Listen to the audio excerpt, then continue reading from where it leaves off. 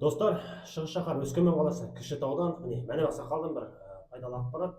Ақсақал әсіресе мұны қазір көбінде балалар, сәбилер көп сөйлей алмайды, көп сөйлемейді. Сол бойынша қалай, не айтасыз? Қандай қазақи ем? Қазақы ем дегенде оны бір мыңда бір адамда құлағы естімейтұғын бір мылқауларды ғана тіл жоқ деп айтуға болады ғой.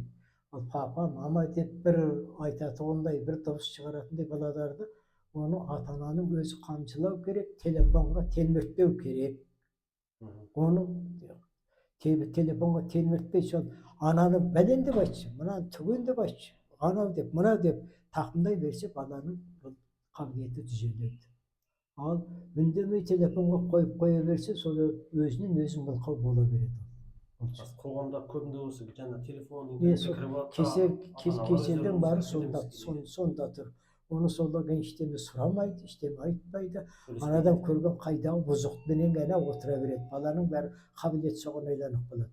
Бұл телефонда бір адамға құлақ қасиетсі бары да бар. Қасиетсіз адамды керейландыратын да бар. Баланы ғой үлкенді керейландыратындай жағдайлар бар қазіргі заманда. Соны былай болғанда, оны сол бұлдағы бұрын атам қазақта мойнына бір малдың тоқ шегіменен, аш шегіменен буындырып бір сондай нәрсе жасайды дейтұғын. Иә, буындырып. Енді оны өзім көргенім жоқ, сөйтіп естуім бар.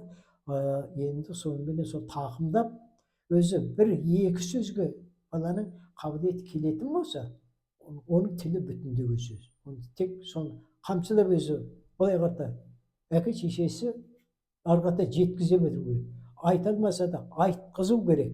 Былай қарата бәлен деп айтшы, түген деп айтшы деп бір нәрсені ұстап тұрып деген сықылды. Сондай нәрсе жасаса, бала түзеліп кетеді. Bir екі сөз сөйлегеннен кейін болды, ар жағында ештеме жоқ.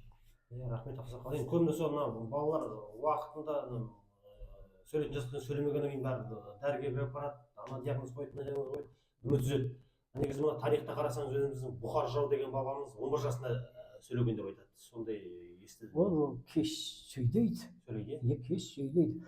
4 жас, 5 жастан кейін аяғын басатын бала да болады бұрынғы заманда. 3-4 жасқа келіп сөйлейтін де болады.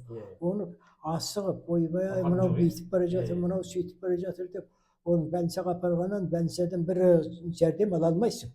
Онда қайдағы өз басыңды айландыратын дүние айтады, сонымен жынды болып қаласың, шынын айтқанда. Жақсы ақсақал, рахмет сізге. Достар, пайдалы ақпарат. Мәніп ақсақалдан аман болыңыз. Осылай халыққа жақсылық жасап, жүз жасап жүре беріңіз, достар.